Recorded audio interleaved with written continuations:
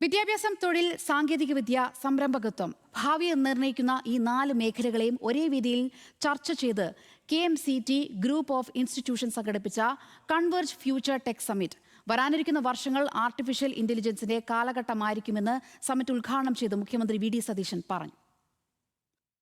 വിദ്യാഭ്യാസ വ്യവസായ സഹകരണം ശക്തിപ്പെടുത്തുകയും വിദ്യാർത്ഥികളുടെ തൊഴിൽ സാധ്യതകൾ വർദ്ധിപ്പിക്കുകയും ചെയ്യുക എന്ന ലക്ഷ്യത്തോടെ KMCT ഗ്രൂപ്പ് ഓഫ് ഇൻസ്റ്റിറ്റ്യൂഷൻ സംഘടിപ്പിച്ച കൺവർജൻ ഫ്യൂച്ചർ ടെക് സമ്മിറ്റിൽ രാജ്യത്തിന്റെ വിവിധ ഭാഗങ്ങളിൽ നിന്നുമുള്ള 50ലധികം വിദഗ്ധരാണ് പങ്കെടുത്തത്. വ്യവസായ മന്ത്രി PK കുഞ്ഞാലിക്കുട്ടി അധ്യക്ഷത വഹിച്ച പരിപാടി മുഖ്യമന്ത്രി VD സതീശൻ ഉദ്ഘാടനം ചെയ്തു. വിദ്യാർത്ഥികൾക്ക് മികച്ച തൊഴിൽ സാധ്യതകൾ കേരളത്തിൽ തന്നെ സൃഷ്ടിക്കുന്ന സാഹചര്യം ഒരുക്കുകയാണ് സർക്കാരിന്റെ ലക്ഷ്യമെന്നും അതിലൂടെ വിദേശ രാജ്യങ്ങളിലേക്ക് തൊഴിലിനായി പോകേണ്ട സാഹചര്യം കുറയുമെന്നും സമ്മിറ്റ് ഉദ്ഘാടനം നിർവഹിച്ച മുഖ്യമന്ത്രി VD സതീശൻ പറഞ്ഞു.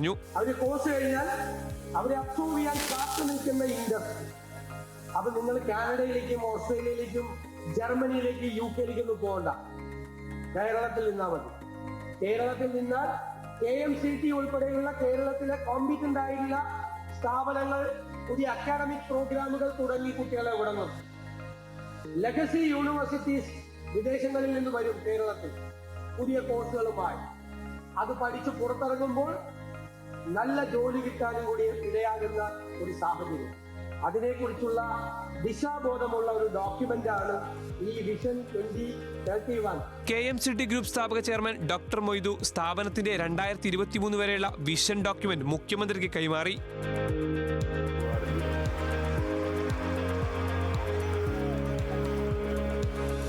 ഭാവിയുടെ സാങ്കേതിക ലോകത്തിന് അനിവാര്യമായ നൈപുണ്യവും തൊഴിലധിഷ്ഠിത വിദ്യാഭ്യാസവും മുൻനിർത്തി കേരളത്തിന്റെ വിജ്ഞാന സമ്പദ് വ്യവസ്ഥയ്ക്ക് കൂടുതൽ കരുത്തേകുക എന്ന സന്ദേശം കൂടിയാണ് KMCT കൺവർജൻ ഫ്യൂച്ചർ ടെക് സമ്മിറ്റ് പങ്കുവച്ചത്.